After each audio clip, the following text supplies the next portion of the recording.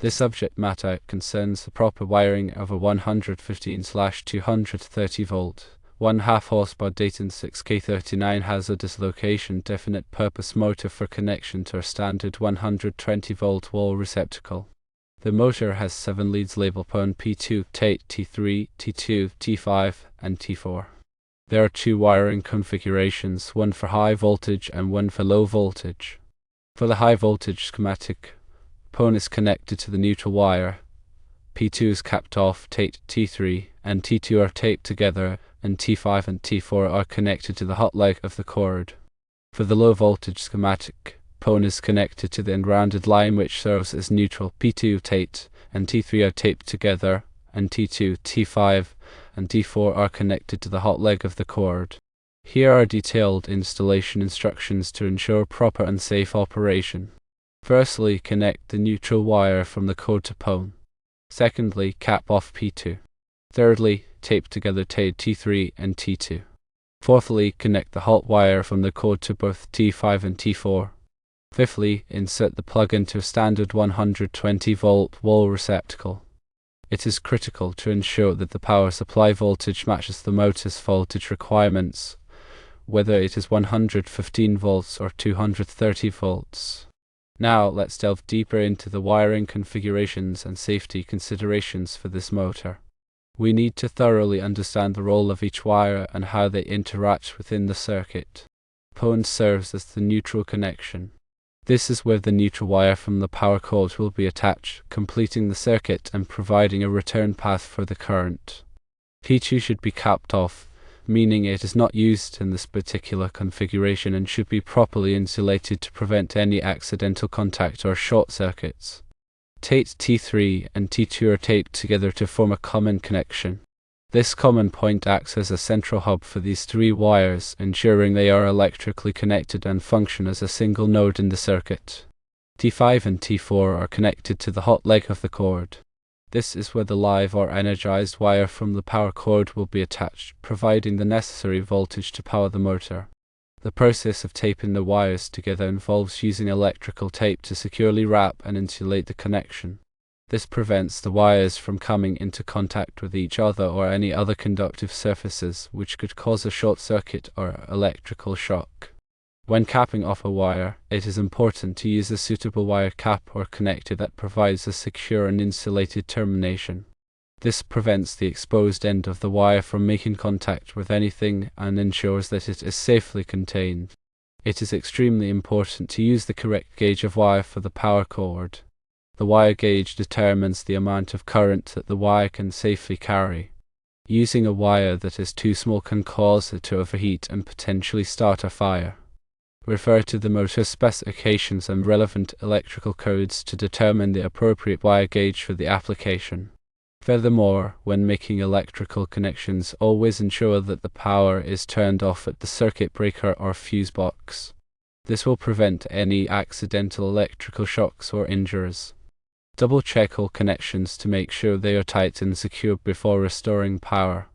Grounding is another crucial aspect of electrical safety. The motor should be properly grounded to provide a path for stray currents to flow back to the source, preventing electrical shocks.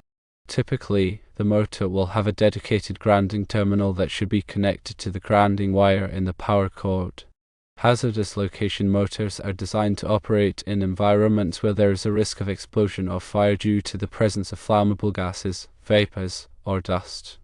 These motors have special enclosures and construction features that prevent them from igniting these substances.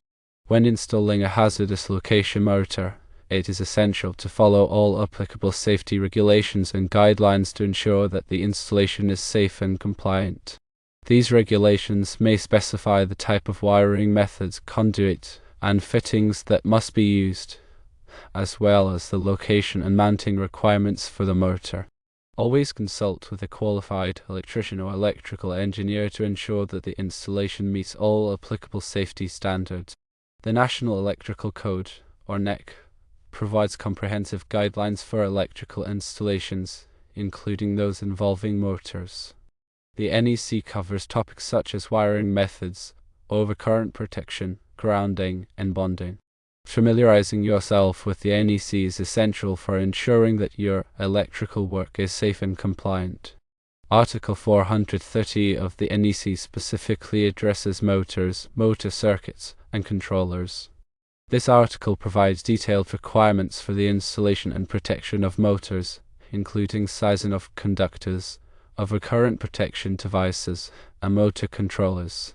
NEC Table 430.248 and 430.250 provides the full load current for single-phase alternating current motors and three-phase alternating current motors. NEC Table 430.52 provides the maximum rating or setting of motor branch circuit, short circuit, and ground fault protective devices.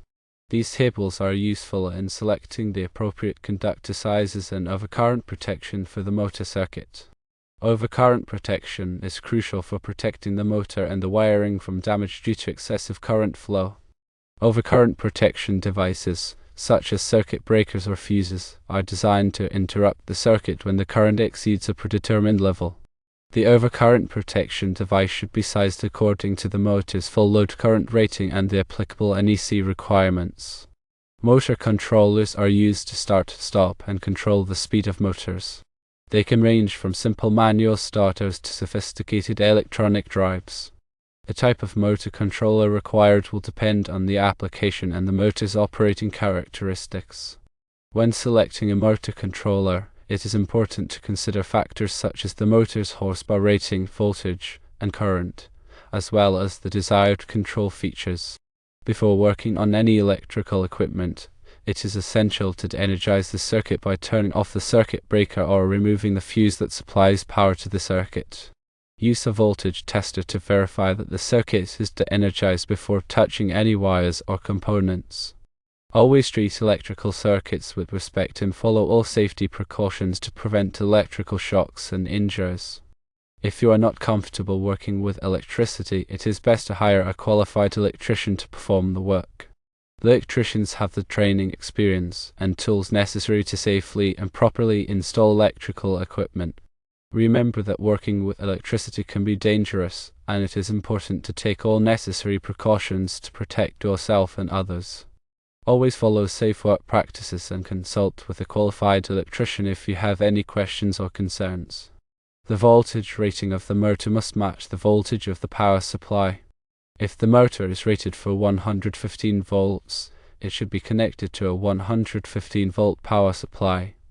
If the motor is rated for 230 volts, it should be connected to a 230 volt power supply. Connecting a motor to the wrong voltage can damage the motor or create a safety hazard. The horsepower rating of the motor indicates the amount of mechanical power that the motor can produce. A 1/2 horsepower motor can produce 1/2 horsepower of mechanical power. The horsepower rating of the motor should be sufficient for the application in which it is being used. If the motor is not powerful enough, it may not be able to perform the required task. Definite purpose motors are designed for specific applications, such as air compressors, fans, and pumps. These motors have specific performance characteristics that make them well suited for their intended application. When selecting a definite purpose motor, it is important to choose a motor that is specifically designed for the application in which it will be used. This will ensure that the motor performs optimally and provides reliable service.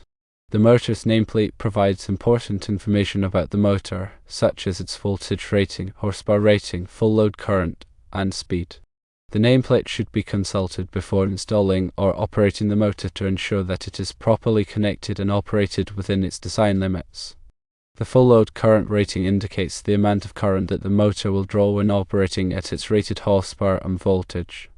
The full load current rating is used to size the conductors and overcurrent protection devices for the motor circuit. The speed rating indicates the speed at which the motor will rotate when operating at its rated voltage and frequency. The speed rating is typically expressed in revolutions per minute, or RPM. Motors can be single-phase or three-phase. Single-phase motors are typically used in residential and light commercial applications, while three-phase motors are typically used in industrial applications. Three-phase motors are more efficient and can provide more power than single-phase motors. The motor's enclosure protects the motor from the environment and prevents personnel from coming into contact with live electrical parts. Motor enclosures are available in a variety of types, depending on the application and the environment in which the motor will be used. Some common types of motor enclosures include open drip-proof, totally enclosed fan-cooled, and explosion-proof. Open drip-proof enclosures are designed to prevent liquids from entering the motor from above. Totally enclosed fan-cooled enclosures are designed to prevent dust and moisture from entering the motor and are cooled by a fan that circulates air around the motor. Explosion-proof enclosures are designed to contain any explosion that may occur inside the motor and prevent it from igniting flammable gases or vapors in the surrounding environment. Motor bearings support the rotor and allow it to rotate freely. Motor bearings can be ball bearings or sleeve bearings.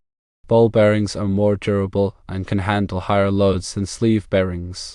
Sleeve bearings are less expensive and are typically used in smaller motors.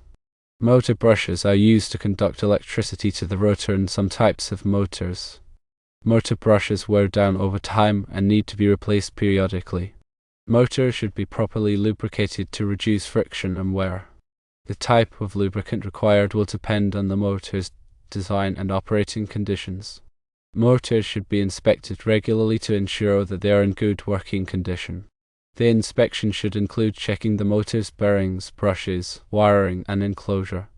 Any problems that are found should be corrected promptly to prevent further damage or safety hazards. Motor maintenance is essential for ensuring that motors operate reliably and efficiently. Proper maintenance can extend the life of a motor and prevent costly repairs. In summary, wiring a 115/230 volt motor to a 120 volt receptacle requires careful attention to the wiring diagrams, safety precautions, and applicable electrical codes.